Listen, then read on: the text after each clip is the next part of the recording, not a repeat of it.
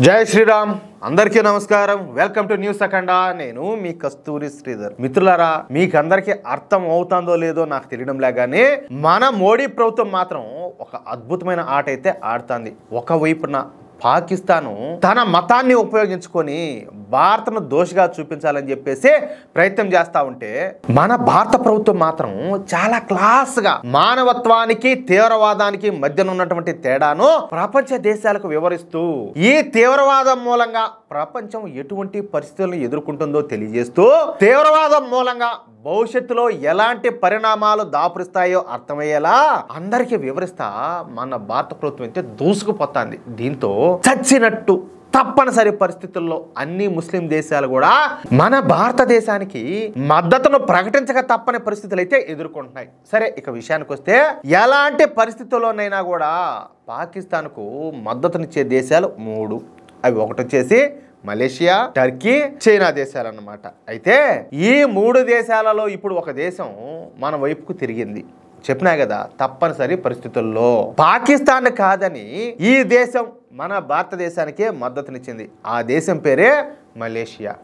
Malaysia కూడా ఒక ముస్లిం దేశమే. ఈ మలేషియాకు అదే విధంగా ఈ పాకిస్తాన్కు మధ్యన విడదీయరాని ఫెవికాల్ అనుబంధం అయితే ఉండాలి. పాకిస్తాను అణుబాంబుల తయారీలో ఈ మలేషియా పాత్ర కూడా ఉండాలి. ఈ అణుబాంబులకు సంబంధించినటువంటి కొన్ని రకాల విడిభాగాలను ఈ మలేషియా ప్రత్యేకంగా తయారు చేసి పాకిస్తాన్కు అందించింది. చూడండి, అంటే దీన్ని బట్టి అర్థం చేసుకోండి, ఈ పాకిస్తాను అదే విధంగా ఈ మసిబూసిన మలేషియాల మధ్య ఎటువంటి అవినాభావ సంబంధాలు ఉన్నాయో అర్థమవుతుందా?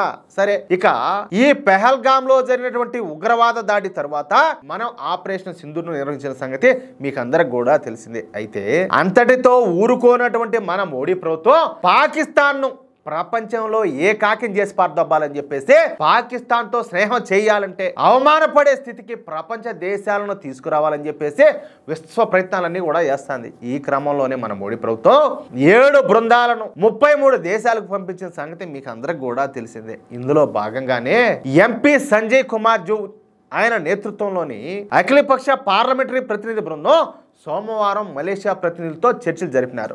ఏప్రిల్ 22వ తేదీన మన పెహల్గామ్ లో జరిగినటువంటి దారుణమైన ఉగ్రవాద దాడి గురించి, అనంతరం మన మోడీ ప్రభుత్వం చేపట్టినటువంటి ఆపరేషన్ సింధూర్ గురించి ఈ బృందం మలేషియాలోని ప్రముఖ మేధోమథన సంస్థలకు అదేవిధంగా విద్యావేత్తలకు వివరించింది. సోమవారం నాటి చర్చల్లో భాగంగా భారత ప్రభుత్వం ఏషియా యూరోప్ ఇన్స్టిట్యూట్, అదేవిధంగా ఎకనామిక్ క్లబ్ ఆఫ్ కౌలాలంపూర్, అదేవిధంగా institute of strategic and international studies వంటి సంస్థల ప్రతినిధులతో సమావేశమైంది. ఈ సందర్భంగా సీమాంధ్ర ఉగ్రవాదంపై పోరులో మన భారత ప్రభుత్వం అనుసరిస్తున్నటువంటి నూతన విధానం, కొత్త భద్రతా సిద్ధాంతం, ఉగ్రవాదం పైన సమిష్టి పోరులో అంతర్జాతీయ సహకారాన్ని పెంపొందించుకోవడం వంటి అంశాలపైన ప్రధానంగా చర్చలు జరిగినాయి. మలేషియా డిప్యూటీ మంత్రి అయినటువంటి వైబిఎం కులశేఖరన్ నేతృత్వంలోనే డెమోక్రటిక్ యాక్షన్ పార్టీ, దీన్నే డిఏపి అంటారనమాట, ఆ పార్టీ ప్రతినిధులతో, అలాగే వైబీసిం తెజ్జిన్ నేతృత్వంలోనే పార్టీ కేడాలన్ రహ్మత్, దీన్నే పీకేఆర్ అని కూడా అంటారనమాట, ఆ పార్టీ ప్రతినిధులతో కూడా మన భారత బృందం సమావేశమైంది. ఉగ్రవాదం పైన మన భారత ప్రభుత్వ దృక్పథాన్ని, అదేవిధంగా జాతీయ సంకల్పాన్ని వాళ్ళకందరికి కూడా పోసగుచ్చాడు తెలియజేశారు. ఆపరేషన్ సింధూర్ కింద ఉగ్రవాదం పైన భారత్ తీసుకున్నటువంటి దృఢమైన ప్రతిస్పందనలపైన ప్రధానంగా చర్చలన్నీ కూడా జరిగినాయి. అంటే మనోళ్ళు ఏ విధంగా సావదొబ్బింది, శివులు మూసిపెట్టింది అన్ని కూడా బాగా వివరించి చెప్పినారన్నమాట. ఉగ్రవాదం పైన మన భారత ప్రభుత్వం జీరో టాలరెన్స్, అంటే ఇంకా ఏ మాత్రం కూడా మేము సహించలేము, మా సహనం చచ్చిపోయింది నాయనా, ఓవర్ యాక్షన్ దొబ్బితే మూలేసి ఓనగొట్టి మడత పెడతామని చెప్పి బాగా క్లియర్గా చెప్పినారు. అదే విధానాన్ని మేము అనుసరించడంతో పాటు ఏదా నేను ఇందాక చెప్పినా కదా, మార్తేసి తొక్కడం అర్థమవుతుందా, రక్తం నీరు కలిసి ప్రవహించలేవు అన్న అభిప్రాయాన్ని మన వాళ్ళు మలేషియాకు చాలా బాగా అర్థమయ్యే రీతిలో స్పష్టం చేశారు. మీరు కన్నా వాళ్ళు సపోర్ట్ చేశారంటే ఇంకా సరే, తర్వాత మీ ఇష్టం అన్నట్టు ఒక విధమైన హెచ్చరికలు కూడా జారీ చేశారు.